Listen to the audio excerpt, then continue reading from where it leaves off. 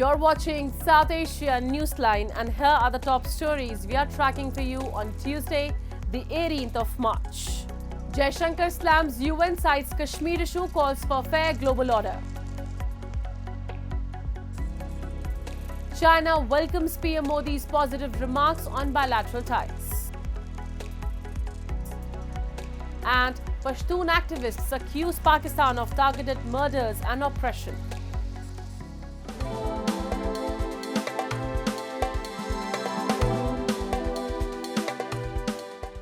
And now for all the details. The Raisina Dialogue, India's premier conference on geopolitics and geoeconomics, is currently being held in New Delhi. Foreign Minister S. Jaishankar, speaking at the event on Tuesday, emphasized the need for a fair and strong international order akin to a domestic one. He criticized the UN for equating the attacker and victim in the Kashmir dispute. Our report. While speaking at the Raisina Dialogue on Tuesday, India's Foreign Minister S. Jaishankar said the longest-standing illegal occupation of a territory after World War II has been experienced by India in Kashmir, and highlighted the selective application of global rules on issues pertaining to sovereignty and territorial integrity. He also spoke about the West's geopolitics of convenience with regard to Afghanistan's turbulent political landscape in view of Taliban's rise, fall, and rise over the past few decades. Jaishankar emphasized the role of the West in shifting the narrative of Pakistan's invasion of Kashmir from an act of aggression to a diplomatic dispute. The Raisina Dialogue, which is being held in New Delhi from March 17 to 19, is hosted by the Observer Research Foundation in partnership with the Ministry of External Affairs. It is India's premier conference on geopolitics and geoeconomics, committed to addressing the most challenging issues facing the global community. A day after Indian Prime Minister Narendra Modi spoke about improving relations with Beijing, China has said it appreciates his positive statements on China-India relations. In a press briefing on Monday, China's Foreign Ministry spokesperson Mao Ning referred to the meeting between Chinese President Xi Jinping and PM Modi, describing it as a moment that provided strategic guidance for the improvement and development of bilateral ties. Being partners in mutual success and achieving dragon-elephant dance, cooperation is the only correct choice for China and India, Ning said, adding that China is willing to work with India to implement the consensus reached by their leaders. She highlighted the 75th anniversary of diplomatic ties as an opportunity to promote cooperation across various levels. PM Modi's recent remarks came in a podcast with Lex Fridman, where he discussed relations with China. Modi acknowledged that while disagreements between neighbors are natural, dialogue is essential to ensure differences do not escalate into disputes. Relations between India and China deteriorated following a military standoff in the Galwan Valley in May 2020. However, tensions eased in 2024 after both sides announced a fresh agreement on patrolling along the line of actual control, which was followed by a bilateral meeting between Modi and Jinping.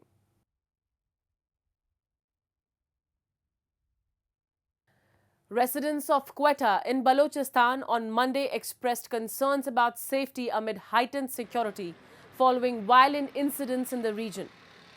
The BLA, Balochistan Liberation Army, has claimed responsibility for a deadly attack in Noshki district on Sunday, where a vehicle laden with explosives was driven into a paramilitary convoy, killing at least 5 and wounding over 30. This attack comes just days after the BLA hijacked the Jafar Express train in Balochistan on March 11th, blowing up train tracks in an attack that killed 31 soldiers and civilians, the military said. Quetta residents are opting to stay indoors rather than venturing out for Ramadan Eid shopping, citing persistent fears of terrorism and violence. The city of Quetta remains on high alert with multiple checkpoints established and a heavy deployment of security personnel. The Zehri flyover situated behind Quetta cantonment has been closed until further notice due to security concerns. अमन अमान की सूरत हाल इतना खौफ दिलों पे फैली हुई है कि हम लोग शॉपिंग की तरफ रुख ही नहीं कर सकते हैं। डरते हैं इससे कि खुदा न खास्ता भी कोई ऐसी कोई हरकत ना हो जाए, कोई ऐसा वाक़या नहीं हो जाए। और सिक्योरिटी फोर्स वगैरह जो है बहुत टाइट किस्म की जारी है, मगर उसके बावजूद मैं इस चीज़ को हैरान हूँ, उसके बावजूद भी कोई हरकत, कोई इस तरह वारदात, टारगेट किलिंग वगैरह हो जाते हैं तो यकीन करें हम बोलते हैं हम घर में बैठ के महफूज है, बाहर नहीं है। And highlighting the human rights violations in Pakistan, rights advocacy group, the Pashtun Tahaffuz movement, on Tuesday staged a powerful demonstration outside the UNHRC in Geneva. Protesters condemned the recent killings of prominent PTM leaders and activists, blaming the Pakistan army of a targeted crackdown on Pashtun voices. A report. Rights advocacy group the Pashtun Tahaffuz movement on Tuesday held a massive demonstration outside the UN Human Rights Council headquarters in Geneva, denouncing a series of targeted attacks and crackdowns on Pashtun activists and leaders in Pakistan. Addressing the protest, Malik Bazai, coordinator of PTM Europe, condemned the recent killings of prominent PTM figures as he accused the Pakistani army and provincial Punjab government of orchestrating these incidents, stating they are a deliberate attempt to silence PTM's advocacy for Pashtun rights. Fazlur Rahman Afridi, president of PTM International Advocacy, also addressed the gathering, warning of a worsening crisis in the region. Now there is astronomical increase in the extrajudicial killings of notables, religious and nationalist leaders, especially recently a very renowned religious leader and Pashtun nationalist Mufti Munir Shakir was killed by the proxies of the state of Pakistan, and we hold the Pakistani Army Chief General Asim Munir responsible for his extrajudicial killing, and for all this chaos and insecurity in the region, the Pakistani state is responsible for all this. हमारे साथ जो जुल्म हो रहा है या PTM के साथ जो जुल्म हो रहा है, पीटीएम के खिलाफ जो ब्रेकडाउन हो रहा है, वो डायरेक्टली पाकिस्तानी फौज कर रही है। ये इस वजह से कर रही है कि हम अपने हकूक़ की बात करते हैं, हम पंजाब से आज़ादी की बात करते हैं, हम अपने वसाइल पे अपना इख्तियार मांगते हैं। पंजाब इस्तेमारी रियासत पाकिस्तान में पश्तूनों पे, बलोचों पे, सिंधियों पे, सराइकियों पे, कश्मीरियों पे जो जुल्म ढाए जा रहे हैं। PTM activist Mustafa Khogiani also highlighted the dire situation, emphasizing the targeted killings and detention of PTM leaders in Pakistan. The protesters condemned the Pakistani military's alleged role in enforced disappearances, extrajudicial killings, and drone attacks in Khyber Pakhtunkhwa. The demonstration concluded with calls for justice for the victims and an urgent appeal to the UNHRC to take cognizance of the deteriorating condition of Pashtuns in Pakistan.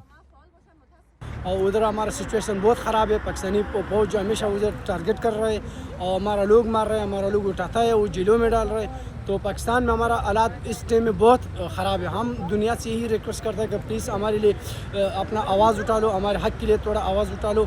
और इधर भी हम आया था, हमारे सारी दुनिया से यही रिक्वेस्ट है कि पश्तून इस टाइम में पाकिस्तान में बहुत ख़तरनाक हालात में है। हमारा उधर A day after the United States Director of National Intelligence Tulsi Gabbard raised concerns about the situation in Bangladesh, Dhaka termed the comments as misleading.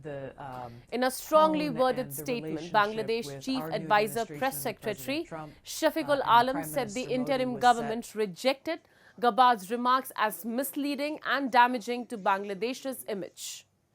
He said the comments are not based on any evidence or specific allegations and paint an entire nation with a broad and unjustified brush. Alam further stated that groundlessly linking Bangladesh to the idea of an Islamist caliphate undermines the hard work of countless of Bangladeshis and their friends and partners around the world who are committed to peace, stability and progress. Bangladesh strongly condemns any effort to link the country to any form of Islamist caliphate, he said. Tulsi Gabbard, in an interview with Indian media outlet NDTV, has raised concerns about attacks and persecution of minorities in Bangladesh and linked it to the ideology of an Islamic caliphate.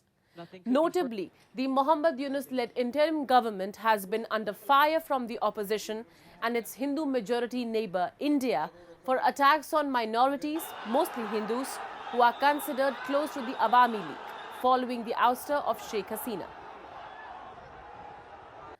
And with notebooks in hand, Buddhist monks clad in saffron robes patiently counted monkeys seen near their temple at Sri Lanka's central city of Dambulla, as the country began a wildlife census this past weekend in a bid to manage the animal populations to cope with agricultural losses.